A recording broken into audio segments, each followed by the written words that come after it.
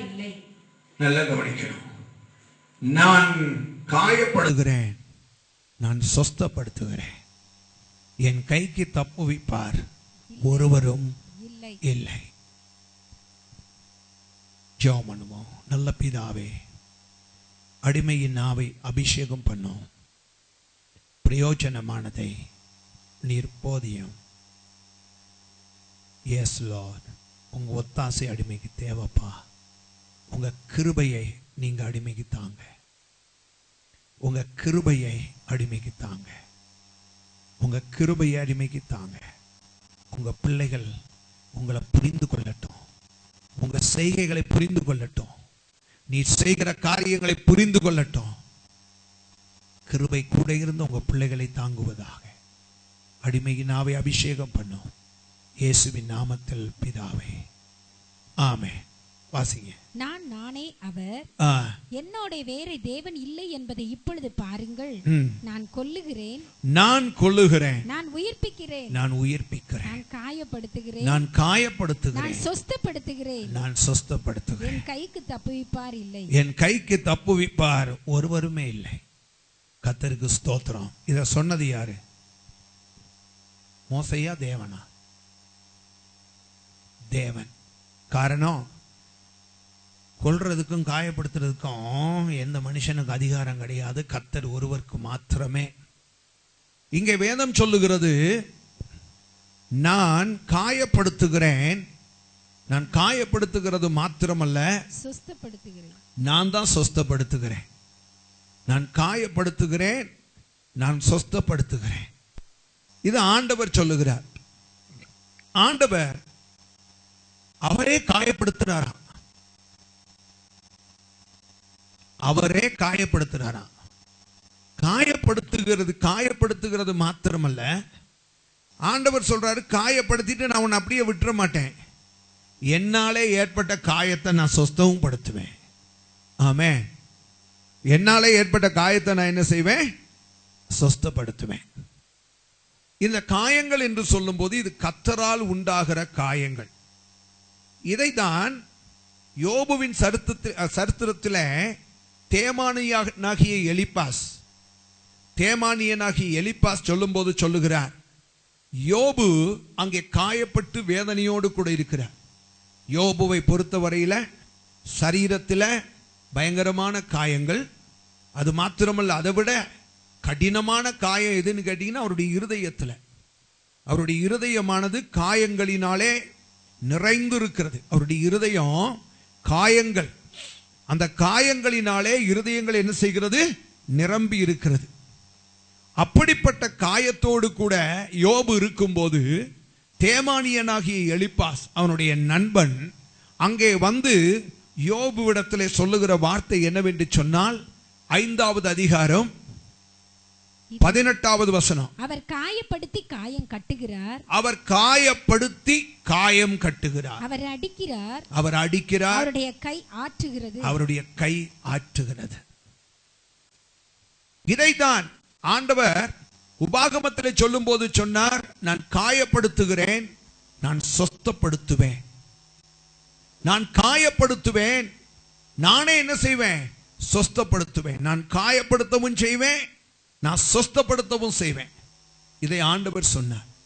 இதை சொன்னதை இங்கே தேமானியனாகிய எலிப்பாஸ் அவர் சொல்லும்போது என்ன சொல்லுகிறார் என்று சொன்னால், அவர் காயப்படுத்தி காயம் கட்டுகிறார்.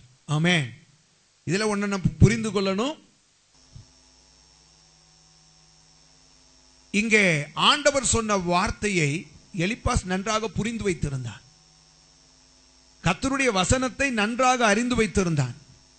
தான் அறிந்த வசனத்தை போய் யோபுவுக்கு சொல்லுகிறார், கவலைப்படாதப்பா, அவர் காயப்படுத்தினது உண்மையானால் அவர் காயம் கட்டுவதும் உண்மை. ஆமென். ஏனென்றால் அவரே சொன்னாரு, நான் காயத்தை ஏற்படுத்துகிறவன் மாத்திரமல்ல, நான் சொஸ்தமாக்குகிறவனும் கூட. நான் சொஸ்தமாக்குகிறவனும் கூட. ஓசியா தீர்க்கதரிசியின் புஸ்தகம் 6வது அதிகாரம் 1வது வசனத்தை நீங்கள் வாசித்து பாருங்கள். ஓசியா 6:1. கர்த்தரிடத்தில் திரும்புவோம் வாருங்கள், கர்த்தரிடத்திலே திரும்புவோம் வாருங்கள். நம்மை பீறினார், அவர் நம்மை பீறினார், அவரே நம்மை குணமாக்குவார். அவரே நம்மை குணமாக்குவார். நம்மை அடித்தார், அவர் நம்மை அடித்தார், அவரே நம்முடைய காயங்களை கட்டுவார். அவர் நம்முடைய காயங்களை கட்டுவார். கர்த்தர் அடிச்ச அடியில தான் ஐயா காயமே வந்துச்சு. ஆமென். நல்லா நீங்க கவனிக்கணும். நான் காயப்படுத்துவேன், சொஸ்தமாக்குவேன். எலிப்பாஸ் சொல்லுகிறார், அவர் காயப்படுத்தி காயம் கட்டுவார். அவர் காயப்படுத்தி என்ன செய்வார்? காயம் கட்டுவார். இந்த இடத்திலே சொல்லப்பட்டிருக்கிறது என்னவென்று சொன்னால், வாசிங்க. நம்மை பீறினார், அவரே நம்மை குணமாக்குவார். நம்மை அடித்தார், அவர் நம்மை அடித்தார், அவரே நம்முடைய காயங்களை கட்டுவார். நல்லா கவனிக்கணும். அப்படியானால் கர்த்தர் அடிச்ச அடிதான் ஐயா. கர்த்தர் அடித்த அடியினாலதான் என்ன உண்டாகுது ஐயா? இதை கொஞ்சம் பேஸ்ல வைங்க பாப்போம்.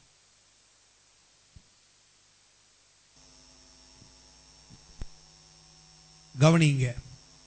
அவர் சொல்லுகிற வார்த்தை என்னவென்று சொன்னால், அவரே நம்மை அடித்தார், அவரே நம்மை காயங்களை கட்டுவார். ஒன்ன புரிந்து கொள்ளுங்க, மனதிலே நமக்கு ஏற்பட்ட காயம் கர்த்தர் அடித்த அடி. சரீரத்திலே நமக்கு ஏற்பட்ட காயம் கர்த்தர் அடித்த அடி. நான் சொல்லல, வேதம் தான் சொல்லி இருக்கு. ஹல்லேலூயா. சரீரத்தில் பாருங்க, சிலர் சொல்லுவாங்க என்னன்னு கேட்டீங்கன்னா, ஆண்டவர் அடித்த அடியில தான் காயங்கள். சிலர் சொல்லுவாங்க மனசுல பாருங்க, ஐயா அது மாறாத வடு, பயங்கரமான காயம். அப்படிப்பட்ட காயத்தை கூட கர்த்தர் அடிச்ச அடிதான். ஆமென். அவர் நம்மை அடிக்கும் போது நம்முடைய மனதிலே காயங்கள் ஏற்படுகிறது. அவர் நம்மை அடிக்கும் போது நம்முடைய சரீரங்களிலே காயங்கள் ஏற்படுகிறது. அவர் நம்மை அடிக்கும் போது மறக்க முடியாத அளவுக்கு நம்முடைய ஜீவியத்திலே காயங்கள் ஏற்படுகிறது. சரியா? அப்ப கர்த்தர் தான் நம்மை அடிக்கிறார் இல்லையா? கர்த்தர் நம்மை அடிக்கிறார். ஆண்டவர் நம்மை அடிப்பதற்கு காரணம், தகப்பன் சிட்சியாத புத்திரனும் உண்டோ. மேய்ப்பன் கரத்துல 2 கோல்கள் இருக்கு. ஒன்னு கோல், அடுத்தது தடி. புரியுதாங்க?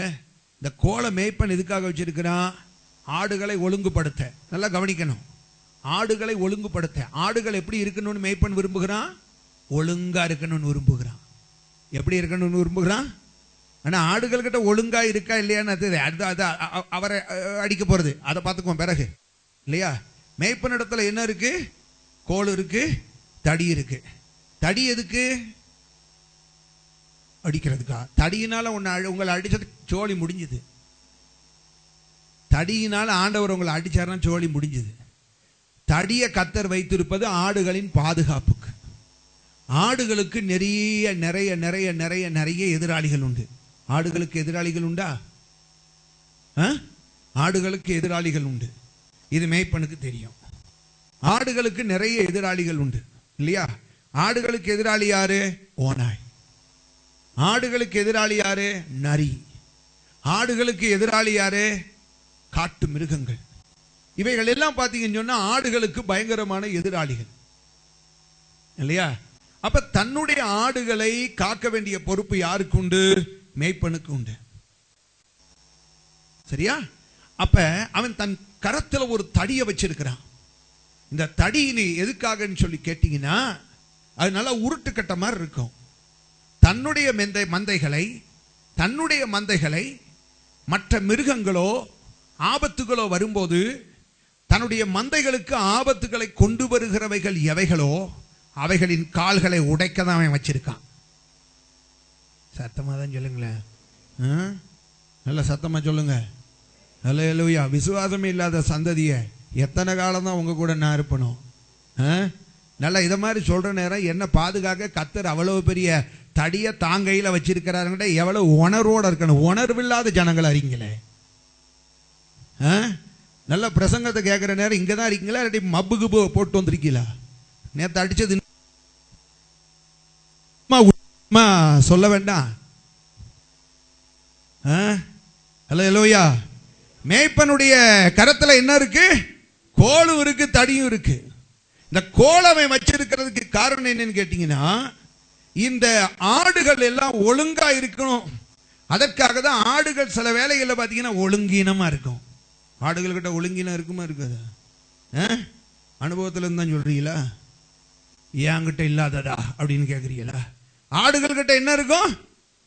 ஆடுகள் கிட்ட என்ன இருக்கும்? ஒழுங்கீனம் இருக்கும். ஆடுகள் கிட்ட என்ன இருக்கும்? நிறைய ஒழுங்கீனம் இருக்கும். அதுக்காக தான் அவன் என்ன செய்யறான்னு கேட்டீங்கன்னா, ஆடுகளை வாங்கின உடனே கையில ஒரு கோலை வச்சிருக்கிறான். ஆடுகள் எப்பெல்லாம் ஒழுங்கீனமாகுதோ அப்பப்ப அடிச்சு அதை சரி பண்ண, லேசா அடிச்சு திருத்த அதுக்காக வச்சிருக்கிறான். தடியை எதுக்காக வச்சிருக்கான்? ஆடுகளுடைய பாதுகாப்புக்காக. ஆடுகளுடைய பாதுகாப்புக்காக. ஏன்னு கேட்டா, நீங்க கேட்கலாம், எதுக்கு ரெண்டு வச்சிருக்கணும்?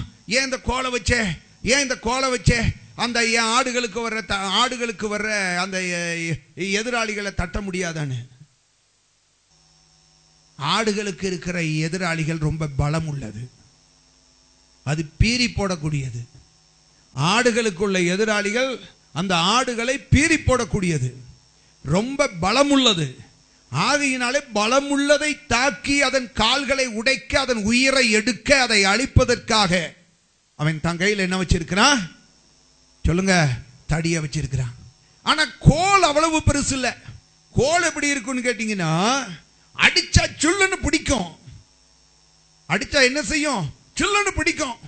அது வலிக்கும், தழும்புகள் ஏற்படும். ஆனா அதனால ஆடுகளுக்கு கால் உடையாது. அதனால ஆடுகளுடைய உயிருக்கு எந்த ஆபத்தும் ஏற்படாது. அதற்காக தான் ஆடுகளுடைய எதிரிகளை மேய்ப்பன் சத்துருவாக பார்க்கிறான், ஆடுகளை தன் பிள்ளையாக பார்க்கிறான். அல்லேலூயா, ஸ்தோத்திரம். அதனாலதான் வேதம் சொல்லுகிறது, தகப்பனாலே சிட்சிக்கப்படாத புத்திரனும் உண்டோ? தகப்பனாலே சிட்சிக்கப்படாத புத்திரனும் உண்டோ? தகப்பன் எதனால சிட்சிக்கிறான்? மேய்ப்பனானவன் தன்னுடைய ஆடுகளை கோலினாலே அப்படி அடித்து சிட்சிப்பது போல அவன் சிட்சிக்கிறான். புரியுதா? அப்படி அடிக்கும் போது ஏற்படுகிற தழும்புகளும் காயங்களும் இருக்கு பாருங்க. அதைத்தான் வேதம் சொல்லுகிறது. அவரே என்ன செய்கிறாரா? காயத்தை ஏற்படுத்தி அவர் காயத்தை கட்டுகிறார். அல்லேலூயா, புரியுதாங்க? ஆண்டவர் சொல்லும் போது சொல்லுகிறார், நான் என்ன செய்வேன்? காயத்தை ஏற்படுத்துவேன், அதை சொஸ்தமாக்குவேன். அப்ப ஆண்டவர் தான் காயத்தை ஏற்படுத்துகிறார். அவர் அடிக்கும் போதுதான் இந்த காயங்கள் ஏற்படுகிறது. அவர் அடிக்கும் போதுதான் இந்த தழும்புகள் ஏற்படுகிறது. அவர் அடிக்கும் போதுதான் இந்த சின்ன ரணங்கள் ஏற்படுகிறது. மறக்க முடியாத ரணங்கள் எல்லாம் ஏற்படுகிறது எப்பொழுது என்று சொன்னால், கர்த்தர் அடிக்கும் போது. கர்த்தர் அடிக்கும் போது. ஆண்டவர் எப்பொழுது அடிப்பார் அது நமக்கு தெரிஞ்சிருக்கணும். இதை நம்ம ஆண்டவரை புரிந்து கொள்வதற்கு ஏதுவாக இந்த செய்தி கர்த்தர் நமக்கு கட்டளையிட்டிருக்கிறார். கவனிக்கணும், கர்த்தர் எப்பொழுது இந்த கோலை வச்சு, மன்னிக்கவும், ஆமா, அந்த கோலை வச்சு எப்பொழுது தன்னுடைய ஆடுகளை காயப்படுத்துகிறார். காயப்படுத்துவது நன்மைக்காகவே என்பதை புரிந்து கொள்ளணும். வாசியுங்கள், ஆண்டவர் காயப்படுத்தின சில நபர்களை உங்களோடு பகிர்ந்து கொள்ள விரும்புகிறேன். லூக்கா எழுதின சுவிசேஷம் 10வது அதிகாரம் 30வது வசனம். Luke chapter 10 verse 30. இயேசு பிரதியுத்தரமாக, ஒரு மனுஷன் எருசலேமில் இருந்து எரிகோவுக்கு போகையில் கள்ளர் கையில் அகப்பட்டான். எருசலேமில் இருந்து எரிகோவுக்கு போகும்போது கள்ளர் கையிலே அகப்பட்டான். அவர்கள் அவன் வஸ்திரங்களை உரிந்து கொண்டு, அவனுடைய வஸ்திரங்களை உரிந்து கொண்டு அவனை காயப்படுத்தி அவனை குற்றுயிராக விட்டு போனார்கள். அப்பொழுது தற்செயலாய் ஒரு ஆசாரியன் அந்த வழியே வந்து, போதும், இங்கே ஒரு சம்பவத்தை குறித்து பார்க்கிறோம். எருசலேமிலே இருந்து ஒருவன் எரிகோவுக்கு போகிறான். எருசலேமிலே இருந்து ஒருவன் எரிகோவுக்கு போகிறான். எருசலேம் என்று சொன்னால் சமாதான ஸ்தலம். ஆமென். எருசலேம் என்றால் என்னங்க அர்த்தம்? ஹல்லேலூயா. கர்த்தர் தம்முடைய பிள்ளைகளை எங்க வைத்திருக்கிறாரா? சமாதான ஸ்தலத்தில் வைத்திருக்கிறார். அவர் சொல்லும் போது என்ன சொன்னார்னு கேட்டீங்கன்னா, என்னுடைய சமாதானத்தையே நான் உங்களுக்கு வைத்து போகிறேன். எந்த சமாதானத்தை நான் உங்களுக்கு வைத்து போகிறேன்? என்னுடைய சமாதானத்தையே நான் உங்களுக்கு வைத்து போகிறேன். அப்படியானால் கர்த்தர் தம்முடைய பிள்ளைகளை வைத்திருக்கிற இடம் எதுன்னு கேட்டீங்கன்னா சமாதான ஸ்தலம். ஹல்லேலூயா. ஆமென். கர்த்தர் நம்மை தெரிந்து கொண்டது எதற்கு என்று சொன்னால் சமாதான ஸ்தலத்திலே நீங்களும் நானும், சமாதான ஸ்தலத்திலே நீங்களும் நானும் தாபரிக்கும்படியாக கர்த்தர் உங்களையும் என்னையும் எங்கே வைத்தாரா? சொல்லுங்க, எங்கே வைத்தார்? சமாதான ஸ்தலத்திலே கர்த்தர் உங்களையும் என்னையும் வைத்திருக்கிறார். கர்த்தர் நம்ம வச்சிருக்கிற இடம் எதுங்க? சமாதான ஸ்தலம். எங்க இருந்தோம்? உளையான சேற்றுக்குள்ள இருந்தோம். கர்த்தர் நம்மை தேடி பிடித்து எடுத்துக்கொண்டு வந்தார் இல்லையா? கிறிஸ்துவாகிய கன்மலையின் மேல் கர்த்தர் நம்மை வைத்தார். கிறிஸ்துவாகிய கன்மலையின் மேல் கர்த்தர் நம்மை என்ன செய்தார்? வைத்தார். கிறிஸ்துவாகிய கன்மலையின் மேல் வைத்த நாளில் இருந்து நீங்களும் நானும் எப்படி இருக்கணும்? சமாதானத்தோடு இருக்கணும். ஆண்டவர் அதைத்தான் சொன்னார். நான் போறதே போறேன். எப்படி போறேன் தெரியுமா? என்னுடைய சமாதானத்தை உங்களுக்கு வைத்து போகிறேன். அல்லேலூயா. கர்த்தர் உங்களையும் என்னையும் வைத்திருக்கிற இடம் எது அப்படின்னு கேட்டீங்கன்னா சமாதான ஸ்தலத்திலே ஆண்டவர் வைத்திருக்கிறார் இல்லையா? அப்ப ஆண்டவர் நம்மை வைத்திருக்கிற இடம் சமாதான ஸ்தலம். இந்த சமாதான ஸ்தலத்திலே இந்த மனிதனை கர்த்தர் வைத்திருந்தார். லூக்கா 10வது அதிகாரத்திலே சொல்லப்பட்டிருக்கிற அந்த மனிதனை கர்த்தர் எங்க வைத்திருந்தார்? எருசலேமிலே வைத்திருந்தார். சமாதான ஸ்தலத்திலே கர்த்தர் வைத்திருந்தார். இவனுக்கு என்ன எண்ணம் வந்ததோ தெரியாது. இவன் எங்க புறப்பட்டு போனானா? சமாதான ஸ்தலத்திலே இருந்து இவன் எங்கே புறப்பட்டு போனான் என்று சொன்னால் எரிகோவுக்கு புறப்பட்டு போனான். எங்கே புறப்பட்டு போனான்? ஆமா, எரிகோ என்று சொன்னால் சாபத்தீடான பூமி. எரிகோ என்றால் என்னங்க அர்த்தம்? சாபத்தீடான பூமி. ஆண்டவர் நம்மை சாபத்தில் இருந்துதான் நம்மை எடுத்து சமாதான ஸ்தலத்திலே வைத்திருக்கிறார். ஆண்டவர் நம்மை வைத்திருக்கிற இடம் எங்கிருந்து எடுத்தார்? நம்மை சாபத்திலே இருந்து. கலாத்தியர்ல சொல்லி இருக்கிற வண்ணமாக சிலுவையிலே, சொல்லுங்க, சிலுவையிலே கொல்லப்பட்ட எந்த மனிதனும், மரத்திலே தூக்கிலிடப்பட்ட எந்த மனிதனும் சபிக்கப்பட்டவன். மரத்திலே தூக்கிடப்பட்ட எந்த மனிதனும் எப்படிப்பட்டவனா? சபிக்கப்பட்டவனா. ஆண்டவராகி இயேசு கிறிஸ்து நீங்களும் நானும் அந்த சாபத்துக்குள்ள இருக்க கூடாதுன்னு சொல்லிதான் அவர் நம்மை மரத்திலே நாம் தூக்கிலிடப்படாதபடிக்கு நம்முடைய சாபத்தை அவர் ஏற்றுக்கொண்டார். ஆமென். நம்முடைய சாபத்தை இயேசு என்ன செய்தார்? ஏற்றுக்கொண்டார். அப்ப இயேசு கிறிஸ்து நம்முடைய சாபத்தை தன்னுடைய வாழ்க்கையிலே அவர் ஏற்றுக்கொண்டு நாம் பட வேண்டிய அத்தனை சாபங்களையும் அவர் அனுபவித்து நமக்கு சமாதான ஸ்தலத்தை கொடுத்து விட்டு ஆண்டவர் நமக்கு கொடுத்திருக்கிற கட்டளை என்ன தெரியுமா?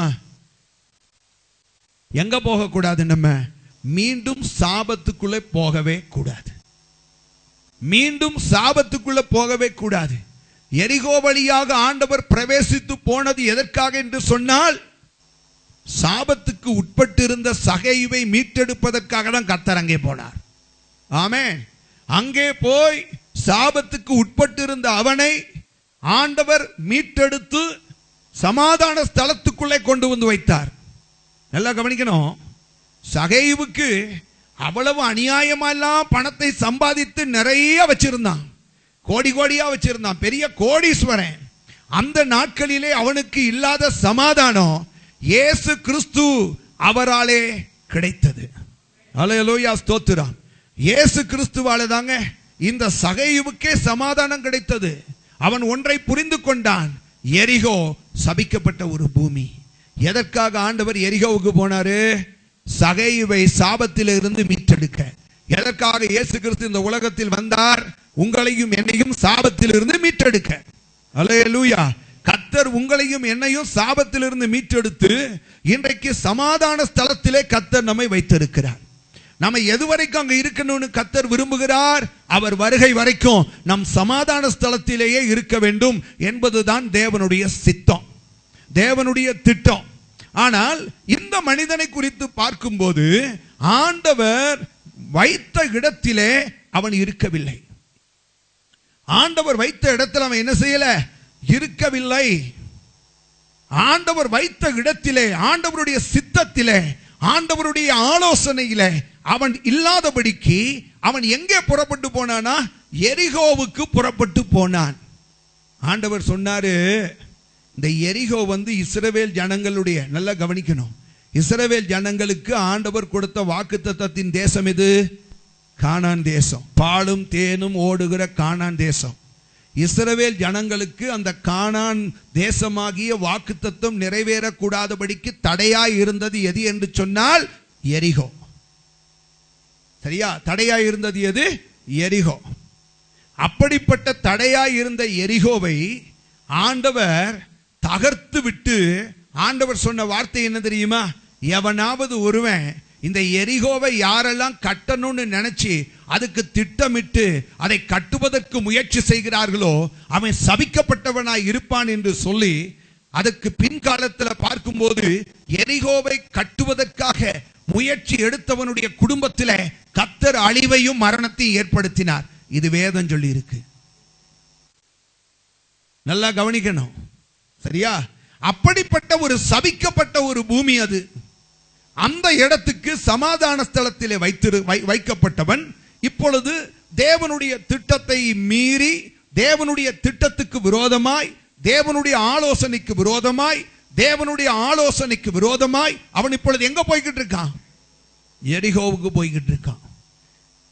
எரிகோவுக்கு போன போதுதான் கர்த்தர் என்ன செய்தார் என்று சொன்னால், தான் வைத்த இடத்திலே நிலைத்திராமல் தன் சொந்த ஆலோசனையின்படி எரிகோவுக்கு எங்கே இருந்து மீட்டெடுக்கப்பட்டானோ அதே இடத்திற்கு கடந்து சென்ற போது கர்த்தர் அவனை காயப்படுத்தினார். கர்த்தர் அவனை என்ன செய்தார்? காயப்படுத்தினார். கர்த்தர் எதற்காக அவனை காயப்படுத்தினார்? கர்த்தர் எதற்காக அவனை குற்றுயிராக்கினார்?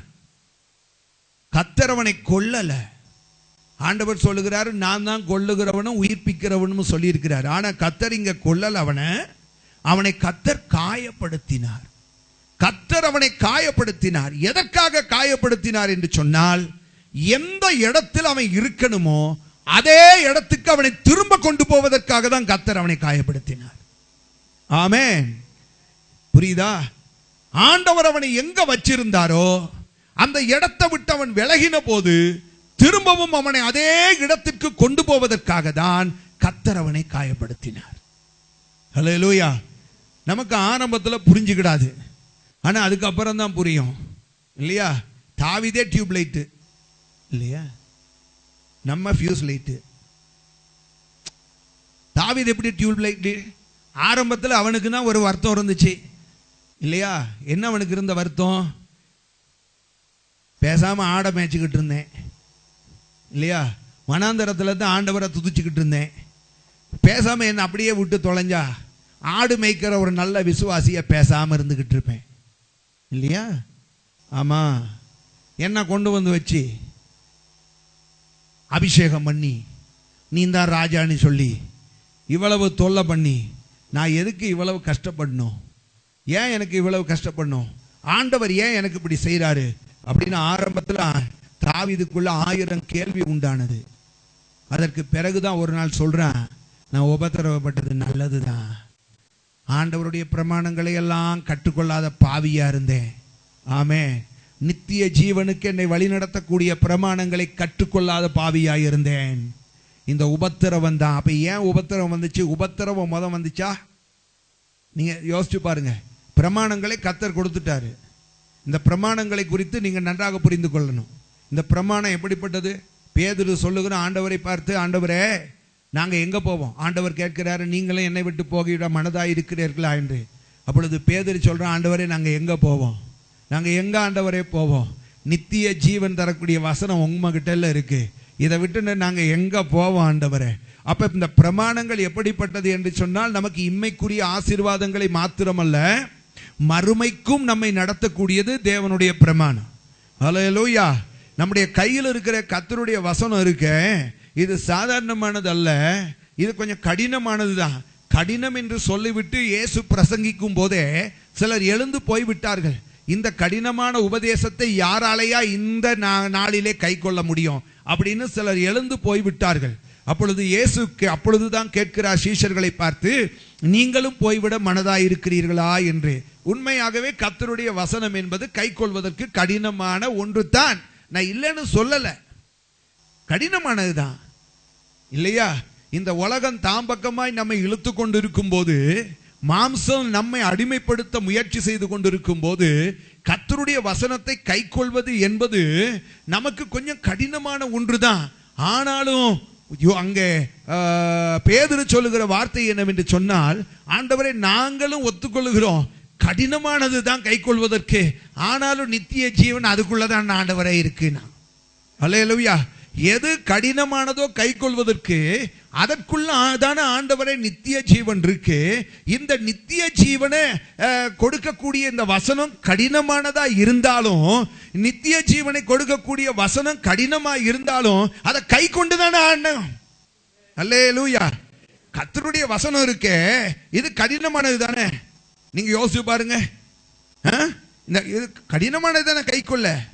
கடினமா இல்லையா? கடினமா இல்லையா? கொஞ்சம் கடினம் தான், நானும் ஒத்துக்கொள்கிறேன். ஆனா இதுக்குள்ளதான் என்ன இருக்கு? இதுக்குள்ளதான் என்ன இருக்கு? நித்திய ஜீவனே, மறுமையே எங்க இருக்கு? இதுக்குள்ளதானே. மகிமையே எங்க இருக்கு? இதுக்குள்ளதானே. பரலோகமே எங்க இருக்கு? இதுக்குள்ளதானே. பரலோகத்துக்கு போகிற வாசல் எங்க இருக்கிறது? இதுக்குள்ளதானே. ஆகையினாலே தான் சொல்லுகிறேன், இது கடினமா இருந்தாலும் கை கொள்ள வேண்டிய ஒன்று. இதை கடினம்னு சொல்லி எவனெல்லாம் இதை கை கொள்ளாமல் போகிறானோ அவனுக்கு நித்திய ஜீவன் இல்லை, அவனுக்கு மறுமையிலே இடம் இல்லை, அவன் பரலோக ராஜ்யத்தை சுதந்தரிக்க முடியாது. இது கடினமா இருந்தாலும் கை கொண்டுதான் ஆகணும். அந்த ஞானத்தை கர்த்தர் சீஷர்களுக்கு கொடுத்தார். பேதுருவும் சொல்லுகிற, ஆண்டவரே இது கடினமானது தான், ஆனாலும் கூட இதை கை கொண்டுதான் ஆகணும்.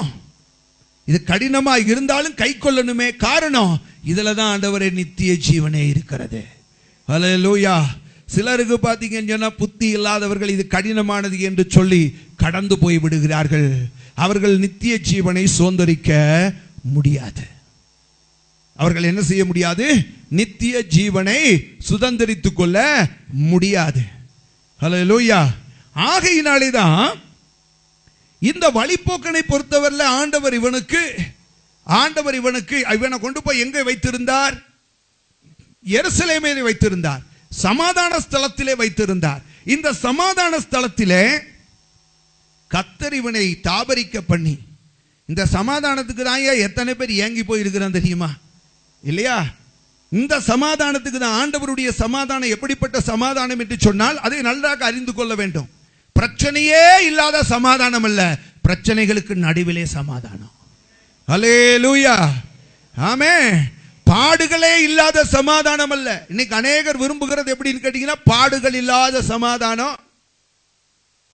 சர்க்கரை இல்லாத டீனா வேண்டாமா? சர்க்கரை இல்லாத டீனா பிடிக்காது.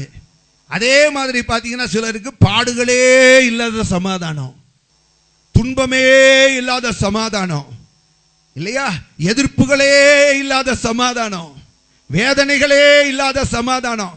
இதெல்லாம் தேர்ட் குவாலிட்டி, இதெல்லாம் முதல் தரம் அல்ல. சரியா? முதல் தரமான சமாதானம் எது என்று சொன்னால், உலகத்தில் உங்களுக்கு உபத்திரவம் இருக்கும், அதன் நடுவிலே ஒரு சமாதானம். நீ இன்றைக்கும் மலடியாகத்தான் இருப்பாய், ஆனால் உனக்கு இனிமேல் துக்கம் இருக்காது. அல்லேலூயா. இதை ஆண்டவர் யாருக்கு கொடுத்தார்? அன்னாளுக்கு கொடுத்தார், இல்லையா? இந்த சமாதானம் தான். இது ஒரு விசேஷித்த விதமான சமாதானம். உலகத்தில் இருக்கிற சமாதானம் எல்லாம் எப்படின்னு கேட்டீங்கன்னா, அப்பா போன வருஷம் எல்லாம் இந்த நேரத்தில் எவ்வளவு கஷ்டப்பட்டேன் தெரியுமா, இந்த வருஷம் துன்பமே இல்லப்பா, சோ ஐ எம் ஹாப்பி. இது கிடையாது, இது கிடையாது. துன்பத்தின் நடுவிலே சமாதானம் இருக்கே, அதுதான் கர்த்தர் கொடுக்கிற சமாதானம். ஹல்லேலூயா, ஸ்தோத்திரம். பாடுகளின் நடுவிலே நமக்கு சமாதானம் கிடைக்குமே, ஆனால் அதுதான் கர்த்தர் நமக்கு கொடுக்கிற சமாதானம். ஆமென். சோர்வுகளின் நடுவிலே நம்முடைய உள்ள ஆனாலும் கூட ஒரு இனம் தெரியாத சந்தோஷத்தினாலே நிறைந்திருக்குமே, ஆனால் அதுதான் சமாதானம். கர்த்தர் அந்த ஸ்தலத்திலே தான் நம்மையும் என்னையும் உங்களையும் வைத்திருக்கிறார். ஹல்லேலூயா, ஸ்தோத்திரம். இதை காட்டிலும் மேலானது எங்கேயுமே கிடையாது. எந்த காரணத்தை கொண்டும் எரிகோவிலே இதை காட்டிலும் மேலானது என்று சொன்னால், இடையில நீ காயப்பட போறான்னு அர்த்தம். இடையில நீ என்ன செய்ய போற? காயப்பட போகிறாய். கர்த்தர் உன்னை காயப்படுத்த போகிறார். தேவையில்லாத காயத்தை உன்னுடைய வாழ்க்கையில, உன் மனதிலும் உன் சரீரத்திலும் நீ ஏற்றுக்கொள்ள போகிறார். சிலருக்கு வியாதிகள் என்னும் காயங்கள், சிலருக்கு மனதிலே வேதனை என்னும் காயங்கள். இன்னைக்கு யாரெல்லாம் காயத்தோடு இருக்கிறீங்களோ, ஒன்றை புரிந்து கொள்ளுங்க. கர்த்தர் உங்களை, நீங்கள் எந்த இடத்தை விட்டு கீழே வந்து விட்டீர்களோ அந்த இடத்துக்கு திரும்ப கொண்டு போவதற்காக தான் கர்த்தர் உங்களை காயப்படுத்துகிறார். ஹல்லேலூயா. உனக்காக ஜீவனை கொடுத்தவர் உன்னை அப்படியே விட்டுவிட மாட்டார். அவர் ஒருபோதும் விட்டுவிட மாட்டார். நீ அப்படியே போ அப்படின்னு சொல்லி கர்த்தர் விட்டுவிட முடியாது. அவராலே விட்டுவிட முடியல. அவராலே உன்னை மறக்க முடியல. அவராலே உன்னை கைவிட முடியல. அதனாலே தான் நீ திரும்பி போகும்போது, மீண்டும் எரிகோவுக்கு போகும்போது, தேவன் வைத்த இடத்தை விட்டு நீ கடந்து போகும்போது, தேவனுடைய சித்தத்தின் மையத்தில் இருக்க வேண்டிய நீ அதை விட்டு கடந்து போகும்போது, கர்த்தர் உன்னை காயப்படுத்துவதற்கு காரணமே மீண்டும் தன்னுடைய சித்தத்துக்குள்ளே உன்னை கொண்டு வருவதற்காக. ஹல்லேலூயா. மீண்டும் உன்னை தன்னுடைய திட்டத்துக்குள்ளே கொண்டு வருவதற்காக, மீண்டும் தன்னுடைய வசனத்துக்குள்ளே உன்னை கொண்டு வருவதற்காக, மீண்டும் கர்த்தர் உனக்கு நியமித்த பரிசுத்தத்துக்குள்ளே உன்னை கொண்டு வருவதற்காகத்தான் கர்த்தர் உன்னை காயப்படுத்துகிறார். ஹல்லேலூயா. ஆமென். எத்தனை பேர் அதை விசுவாசிக்கிறீங்க? இதுவரைக்கும் கர்த்தருக்கு விரோதமான வார்த்தைகளை நீங்கள் பேசி இருக்கலாம். இன்றைக்கு ஒன்றை புரிந்து கொள். நீ தேவன் வைத்த இடத்தை விட்டு விலகினபடியினாலே கர்த்தர் உன்னை காயப்படுத்தி மீண்டும் உன்னை அதே இடத்திற்கு கொண்டு போக போகிறார். ஹல்லேலூயா. மீண்டும் அதே இடத்திற்கு தேவன் உன்னை அழைத்தது இன்றைக்கு நீ இருக்கிற இடத்திலே இருப்பதற்காக அல்ல. நீ இன்றைக்கு தேவன் வைத்த இடத்தை விட்டு விலகிவிட்டாய். தேவன் வைத்த சித்தத்தை விட்டு நீ விலகிவிட்டாய். மீண்டும் கர்த்தர் உன்னை அதே இடத்திற்கு கொண்டு போவதற்காக கர்த்தர் உன்னை காயப்படுத்தி இருக்கிறார். ஹல்லேலூயா. கர்த்தர் உன்னை மீண்டும் அதற்காகத்தான் காயப்படுத்தினார். ஹல்லேலூயா. உள்ளம் உடைஞ்சு போயிருக்கா?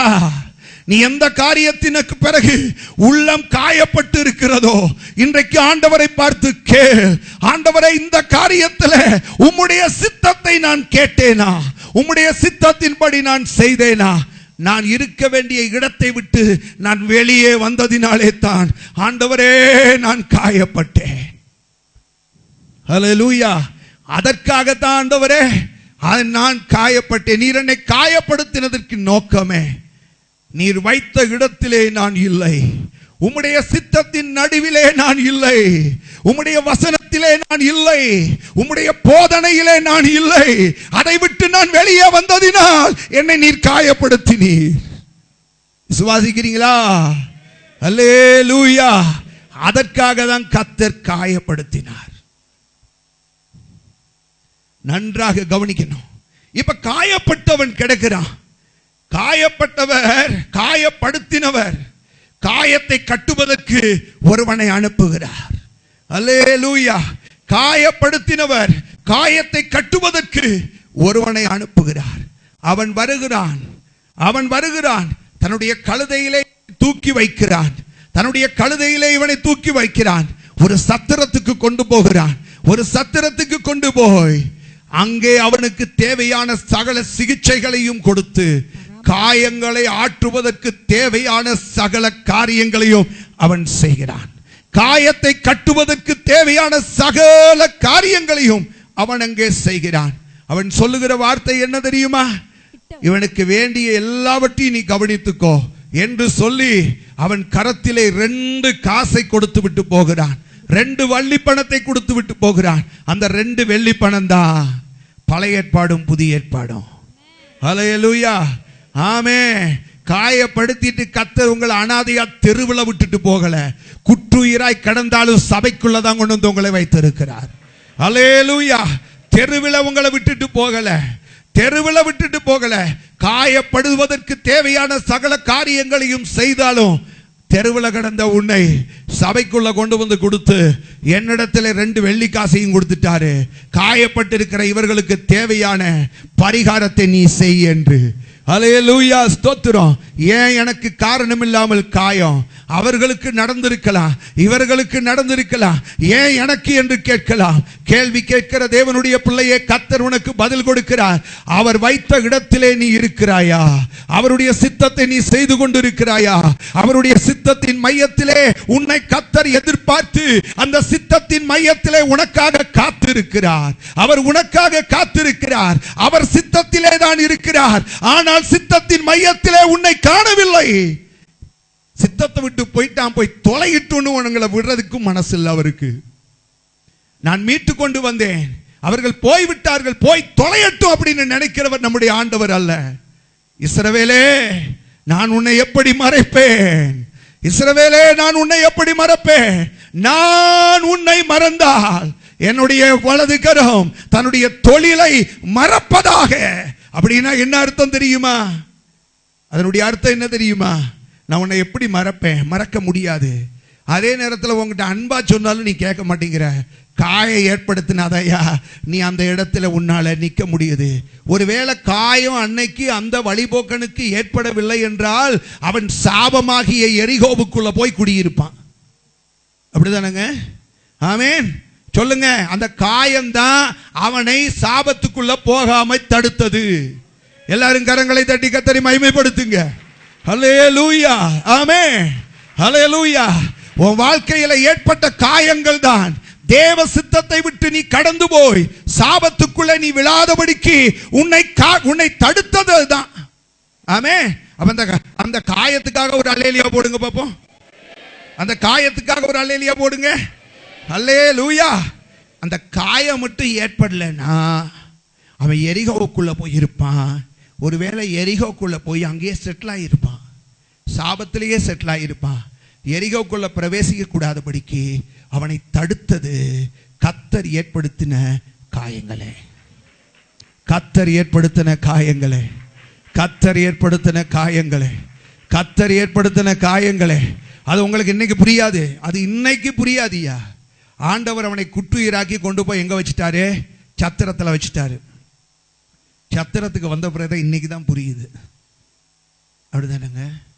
ஒருவேளை கர்த்தர் என்ன காயப்படுத்தாம இருந்திருந்தா இதை தாண்டி நான் எரிகோவுக்குள்ள போயிருப்பேன்.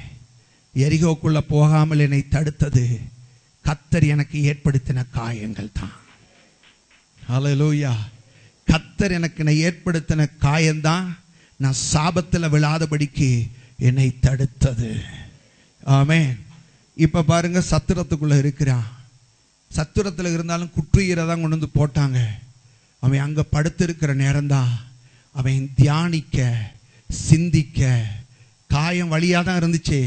ஆனால் அதுக்கப்புறம் தான் அவன் புரிஞ்சுக்கிட்டான், இந்த வேதனையான காயம் என் வாழ்க்கையில் ஏற்பட்டதற்கு காரணமே நான் எரிகோவுக்கு போய்விடாதபடிக்கு கர்த்தர் ஏற்படுத்தின காயம். எத்தனை பேர் விசுவாசிக்கிறீங்க? ஹல்லேலூயா. இப்படிதான் உணர்வா இருக்கணும். இதை தான் நான் எதிர்பார்க்கிறேன். இதை தான் நான் எதிர்பார்க்கிறேன். ஹல்லேலூயா.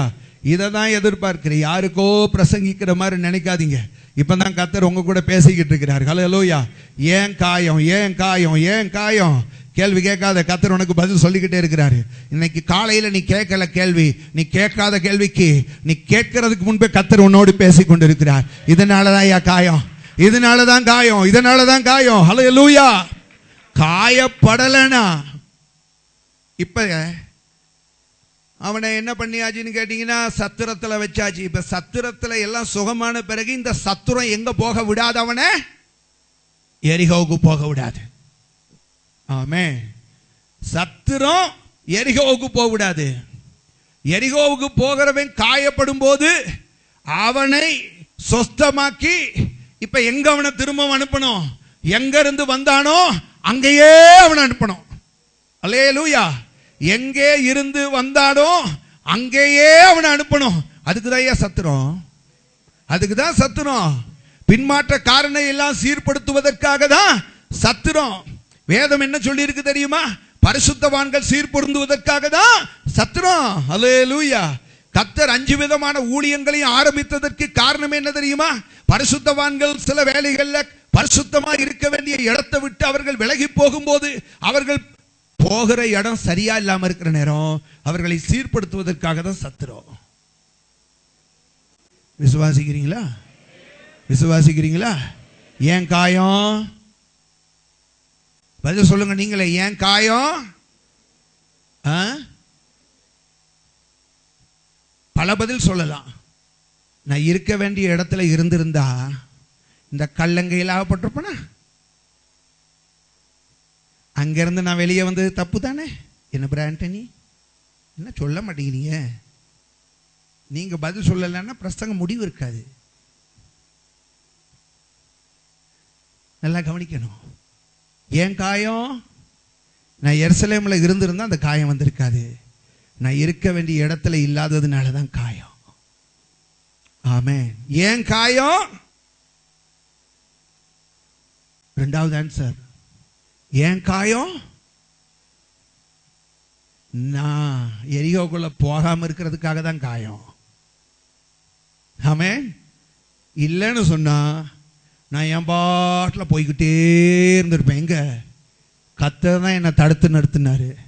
அன்பா தான் சொல்லி பார்த்தாரு. கொஞ்சம் ஆணவம் என்கிட்ட இருந்துச்சு, அதனால அடிச்சு விட்டாரு. அட சொல்லுங்க. ஆமென். என்கிட்ட கொஞ்சம் ஆணவம் இருந்துச்சு, அந்த ஆணவத்தை அடக்கிறதுக்கு தான் ஒரு அடி அடிச்சாரா? அந்த ஒரு அடி தான் என்னை எப்படி குட்டுயிராக்கி பிடிச்சி. லேசா அடிபட்டு இருந்தா நொண்டி காலோடையே போயிருப்பேன். சிலர் எடுத்த தீர்மானம் பாருங்க, லேசா கர்த்தர் தொட்டா கூட விட மாட்டான், நொண்டி நொண்டியாவது போயிருவான். அதனாலதான் காலை உடைச்சாரு. குட்டுயிராக்கி அங்க போட்டது என்னன்னு கேட்டீங்கன்னா, தொடர்ந்து போகாத, இங்க படுத்திருக்கிற நாட்கள்ல நீ உன்னை உணரணும். என்ன உணரணும்னு கேட்டா, கர்த்தர் காயப்படுத்தினது நல்லது, அதனால் என்னை எரிகோவுக்கு போகாமல் காத்துக்கொண்டார். கர்த்தர் என்னை காயப்படுத்தினது நல்லது, மீண்டும் சமாதான ஸ்தலத்துக்கே போவதற்கு எனக்கு உதவி செய்தார். அல்லேலூயா. ஆமென். நல்லதுங்க, நல்லது.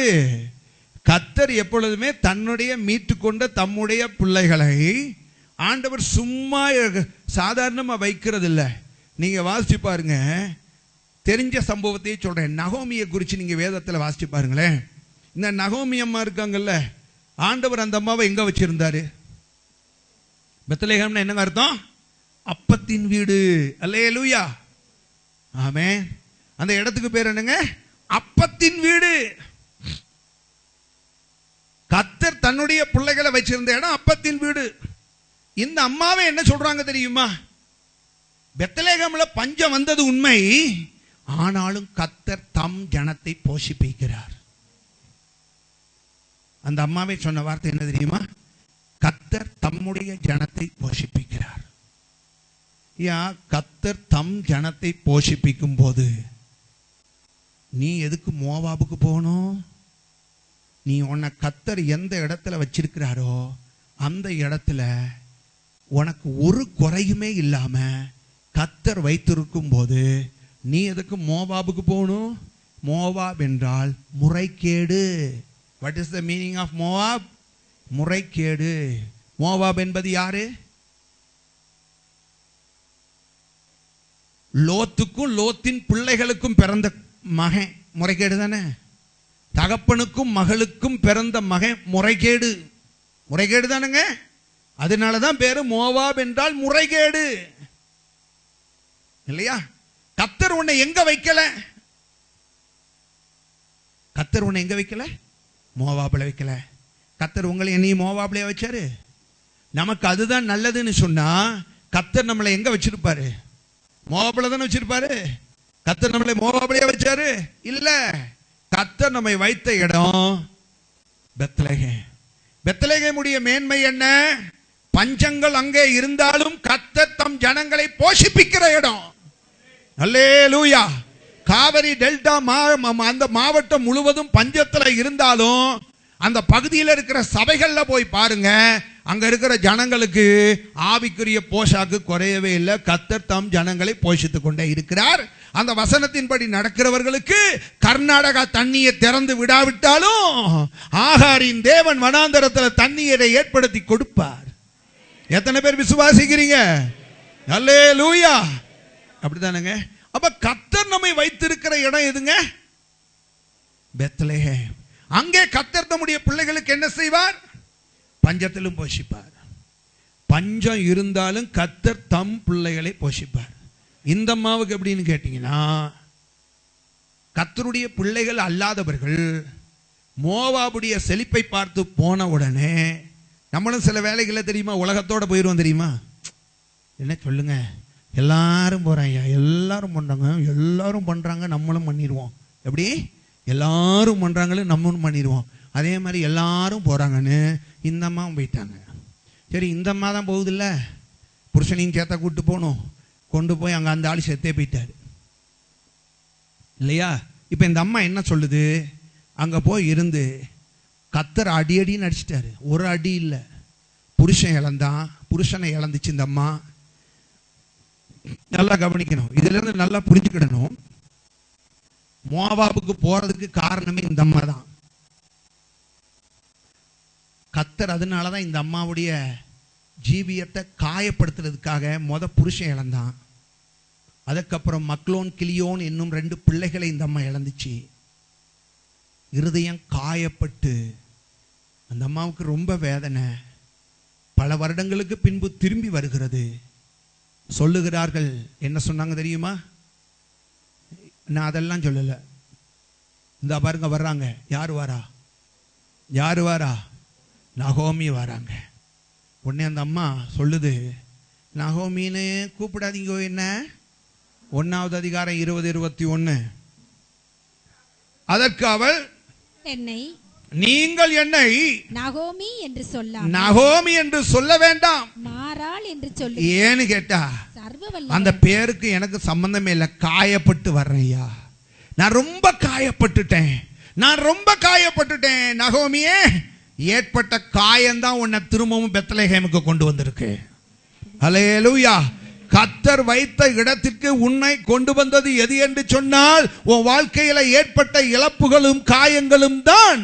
ஒருவேளை புருஷனும் பசங்களும் உயிரோடு கூட இருந்திருந்தா, இந்த அம்மா கர்த்தர் வைத்த இடத்தை மறந்தே போயிருக்கும். தேவ சித்தத்தை மறந்தே போயிருக்கும். தேவ வசனத்தின்படி வாழணுங்கிற எண்ணம் இந்த அம்மாக்குள்ள வந்திருக்கவே செய்யாது. இந்த அம்மாவுக்கு காரியங்களை உணர்த்துவிப்பதற்காகத்தான் கர்த்தர் காயங்களை ஏற்படுத்தினார். சத்தமா ஹல்லேலூயா. ஏன் காயம்? நகோமியே, உன்னை திரும்பவும் பெத்லெகேமுக்கு கொண்டு வருவதற்காகத்தான் கர்த்தர் இந்த காயங்களை உன் ஜீவியத்தில் ஏற்படுத்தி இருக்கிறார். திரும்பவும் கர்த்தர் வச்ச இடத்துக்கு வரணும். ஆமென். தேவன் வைத்த சித்தத்தில் நம்ம இருக்கணும். அதற்காக தான் கர்த்தர் இந்த காரியங்களை செய்கிறார். அவர் என்ன சொன்னாரு?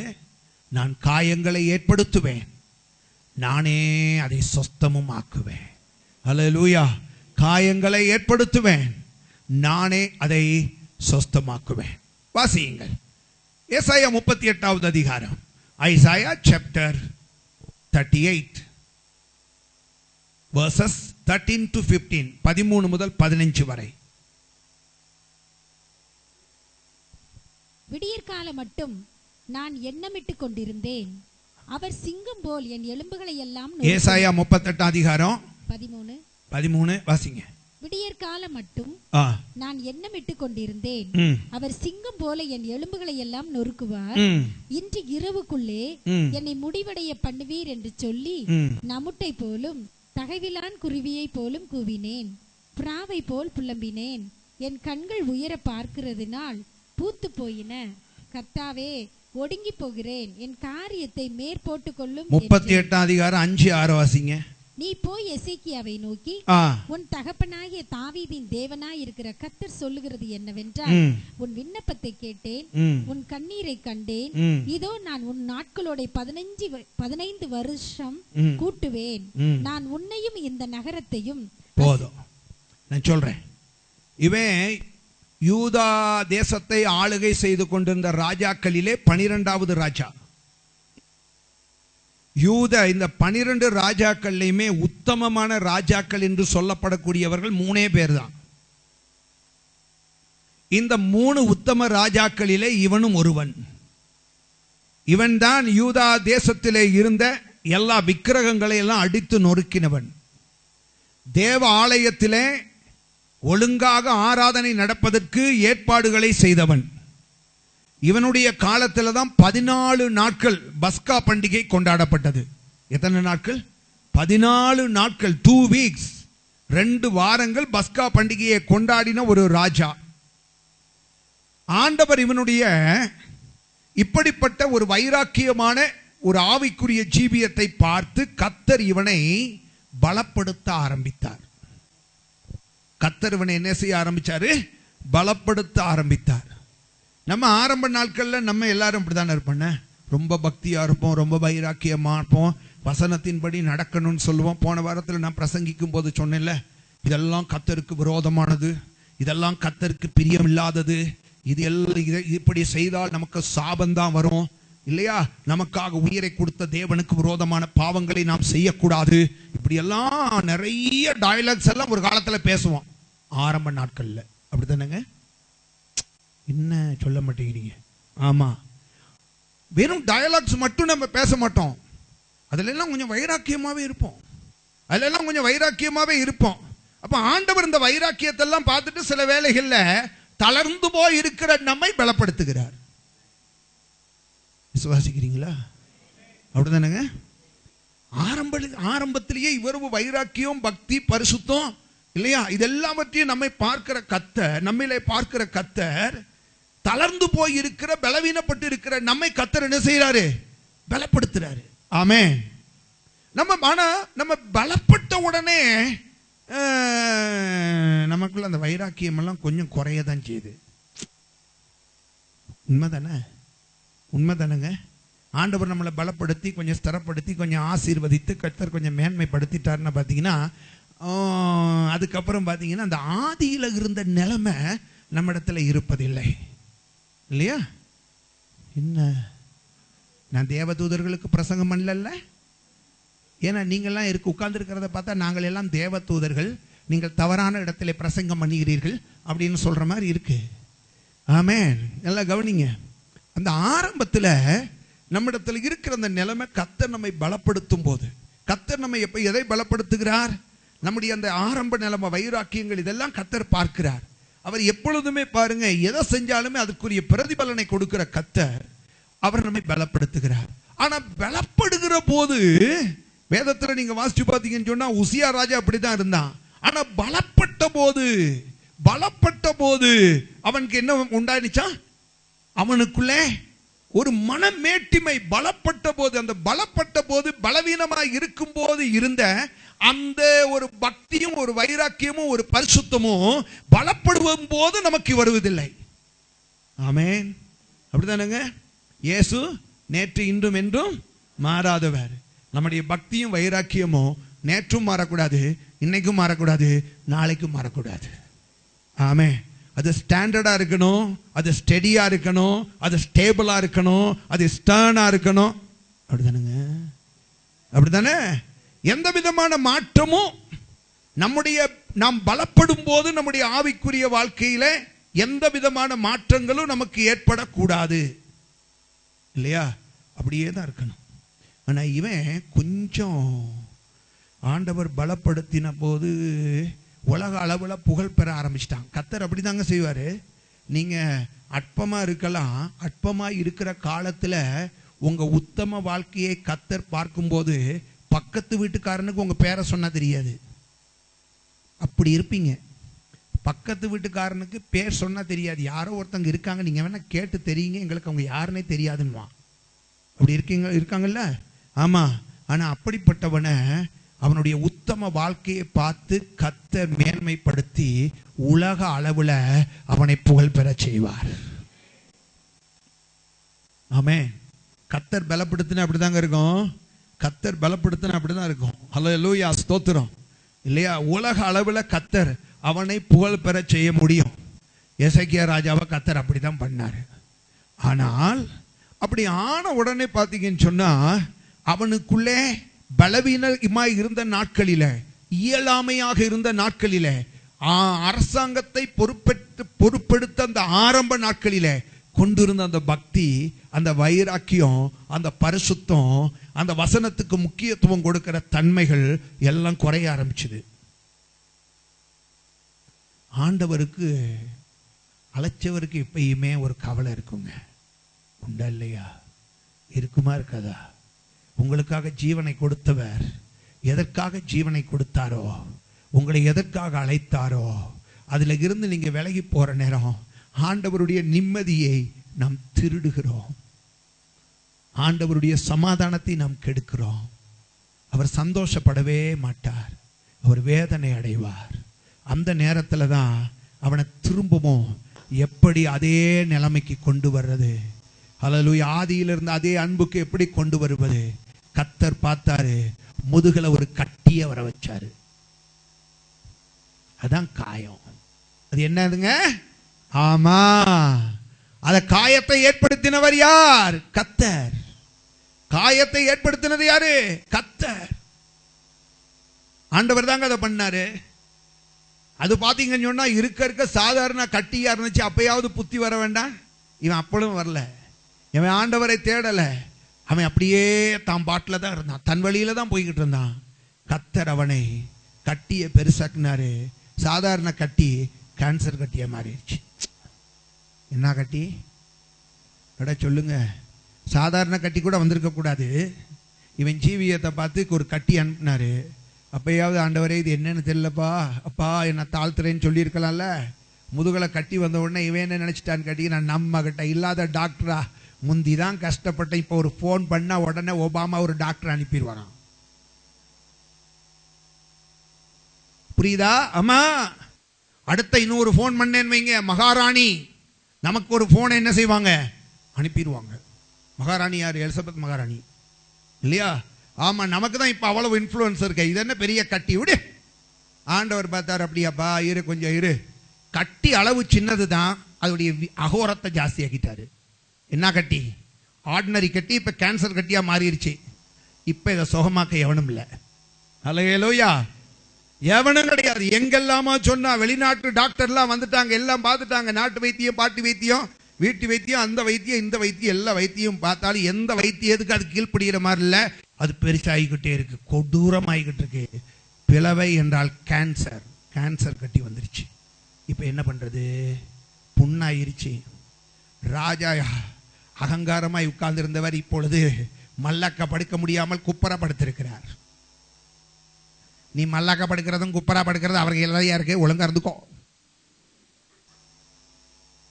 மல்லாக்க படுக்கிறதும் குப்பரா படுக்கிறது அவருக்கு எழுதா இருக்கு. அப்பா அதெல்லாம் நினைச்சு பார்த்தாலே பயமா இருக்கு. அப்படிதானுங்க? ஆமே. போன உடனே மல்லக்காவே படுத்து கிடக்கிறேன்னு எப்படி இருக்கும்? தூங்க முடியுமா? ஏன் எவ்வளவு நேரம் மல்லாக்க படுக்க முடியும்?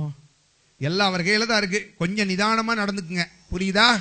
ஆமா. ஸ்பீடு வந்த உடனே அவரை மறந்துடாதீங்க. உன் வழிகளில் எல்லாம் அவரை நினைத்துக்கொள்ளு. அதனாலதான் சொல்லி இருக்கிறாரு. அல்லேலூயா. உடனே பாத்தீங்கன்னு சொன்னா இவர் போய் இப்ப ரொம்ப பரிதாபமான நிலைமையில் இருக்கிறாரு. யாரு? இப்பயாவது ஆண்டவரை தேடி இருக்கலாம்ல? தேடல. ஆண்டவருக்கு ரொம்ப வருத்தம். நம்ம வாழ்க்கையில ஒவ்வொரு பின்மாற்றமும் ஏற்படுற நேரம் உங்களுக்கு ஒருவேளை அது சந்தோஷத்தை கொடுக்கலாம். உயிரை கொடுத்தவர் துடிக்கிறார். அதை மறக்காத. நமக்காக உயிரை கொடுத்தாரே ஒருவர், அவர் துடிக்கிறார். எப்படி நான் இவனை விடுறது? மறக்கவும் முடியலையா? நம்ம அநேக நேரத்தில் ஆண்டவரை மறந்துடுறோம். ஒரு மேன்மையானதை கண்டால் ஆண்டவரை மறந்துடுறோம். நீங்களும் நான் அற்பம்தான். உங்களையும் என்னை அவரால் மறக்கவே முடியாது. அதான் தெய்வ அன்புங்கிறது. அதான் தெய்வ அன்பு. அவரால் மறக்க முடியல. உடனே என்ன பண்ணாருன்னு கேட்டீங்கன்னா, இவனை வேற எந்த விதத்துல திருப்ப, உடனே ஏசாயா தீர்க்கதரிசியை பார்த்து சொன்னாரு, போ அவங்கிட்ட போ, போ ஜனத்தின் அதிபதி கிட்ட போ, சொல்லு சாக போற, சகல காரியங்களையும் சரி பண்ணு சொல்ல சொன்னார், ஒழுங்குபடுத்தின. நேரா போனா ஏசாயாவுக்கே ஒரு பெரிய வருத்தமான ஒரு செய்தி தான். ஆனாலும் இப்ப இருக்கிற தீர்க்கதரிசிகள் மாதிரி அவன் சொல்லல. அவன் நேரா போனான். தேசத்தின் அதிபதியே, ஒரு காரியத்தை செய்யும், வீட்டின் காரியங்கள் எல்லாவற்றையும் ஒழுங்குபடுத்தும். நாட்டை நான் பார்த்துக்கோ, ஆண்டவர் பார்த்துக்குவாரு. வீட்டின் காரியத்தை ஒழுங்குபடுத்தும். நீ பிழைக்க மாட்ட. You are going to die. ஹல்லேலூயா. நீ சாக போற. எவ்வளவு அருமையான செய்தி தெரியுமா? நீ சாக போகிறாய்.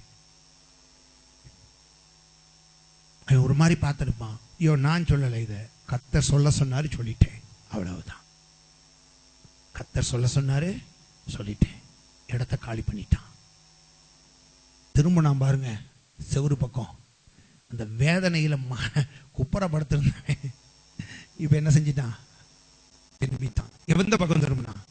செவுரு பக்கம் திரும்பிட்டு பழசெல்லாம் நினைக்கிறான். நான் கர்த்தருக்காக இப்படியெல்லாம் செஞ்சேனே, நான் அதெல்லாம் செஞ்சேனே, இப்படியெல்லாம் செஞ்சேனே, ஆண்டவரே உமக்காக இதெல்லாம் செஞ்சேன், மறக்காதியோ.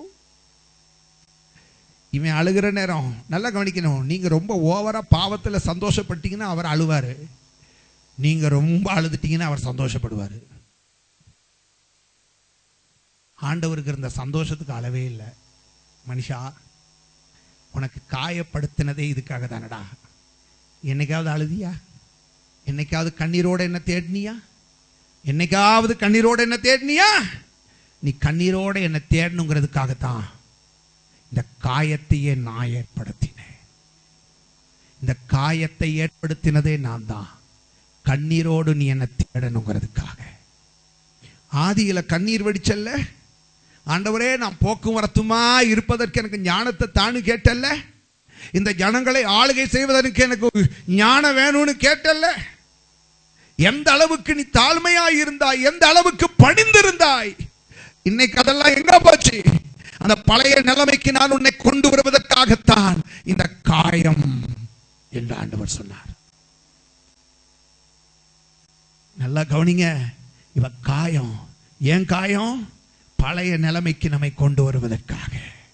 அல்லேலூயா. அந்த தாழ்மையை நமக்குள்ளே கொண்டு வருவதற்காக, ஆதியிலே கொண்டிருந்த வைராக்கியத்தை உனக்குள்ளே கொண்டு வருவதற்காக, ஆதியிலே தேவனிடத்திலே நீர் வைத்திருந்த அன்பை மீண்டும் உனக்கு கட்டளையிடுவதற்காக கர்த்தர் இத்தனை காயங்களையும் உன் வாழ்க்கையில ஏற்படுத்தினார். அழுதா, ஆண்டவரே இனி ஒழுங்கா இருப்பேன். இனி எப்படி இருப்பேன்? ஒழுங்கா இருப்பேன். 38வது அதிகாரம் 5-6 வசனங்களை வாசிங்களேன். நீ போய் எசேக்கியாவை நோக்கி, உன் தகப்பனாகிய தாவீதின் தேவனாய் இருக்கிற கர்த்தர் சொல்லுகிறது என்னவென்றால், உன் விண்ணப்பத்தை கேட்டேன், உன் கண்ணீரை கண்டு, இதோ உன் நாட்களோட 15 வருஷம் நான் உன்னையும் இந்த நகரத்தையும் அசீரியா ராஜாவின் கைக்கு தப்புவித்து இந்த நகரத்துக்கு ஆதரவாய் நீ திருந்திட்டீன்னு சொன்னா, நீ கேட்கறத ஆயுசு மட்டும்தான். நீ கேட்காததையும் நான் கொடுப்பேன். ஒழுங்கா திருந்திக்கோ, நீ கேட்காததெல்லாம் உனக்கு தருவேன். நீ திருந்தலையா, காயத்தை ஏற்படுத்துவேன். உன்னை எப்படி திருப்பணும்னு எனக்கு தெரியும். அல்லேலூயா. அதுக்கப்புறம் பின்பகுதியில் ஏசாயா சொல்லும் போது சொல்லுகிறார். என்ன சொல்றாருன்னு கேட்டீங்கன்னா, அந்த கசப்பின் நாட்கள், அந்த கசப்பின் நாட்கள் என் ஆயுசு முழுவதும் நான் மறக்கவே. ஆயுசின் வருஷங்களில் எல்லாம், என் ஆயுசின் வருஷங்களில் என் ஆத்துமாவின் கசப்பை நினைத்து நடந்து, ஐயோ அப்பா இனி ஒழுங்கா நடந்துக்குவேன். என்ன சொல்றான்? அன்னைக்கு ஏற்பட்ட அந்த கசப்பு இருக்கே, காயம் இருக்கே, அதை நினைச்சு நினைச்சே ஒழுங்கா நடப்பேன். அந்த ஒழுங்கா நடக்கிறதுக்கு தான் இந்த காயம். ஒழுங்கில்லாம போனீங்கன்னா காயம் வரும். எதுக்குன்னு கேட்டா, திரும்பவும் உன்னை ஒழுங்குக்குள்ள கொண்டு வருவதற்காக. அல்லேலூயா. மீண்டும் உன்னை ஒழுங்குக்குள்ள கொண்டு வருவதற்காக. அல்லேலூயா. ஸ்தோத்திரம். ஆண்டவர் சொல்லுகிறார், நான் காயத்தை ஏற்படுத்துவேன், நானே அதை சொஸ்தமாக்குவேன். காயத்தை நானே ஏற்படுத்தினேன், நானே காயத்தை சுஸ்தமாக்குவேன். ஆமென். ஹல்லேலூயா. இந்த வசனங்களை நீங்க பாருங்க, இன்னும் சொல்ல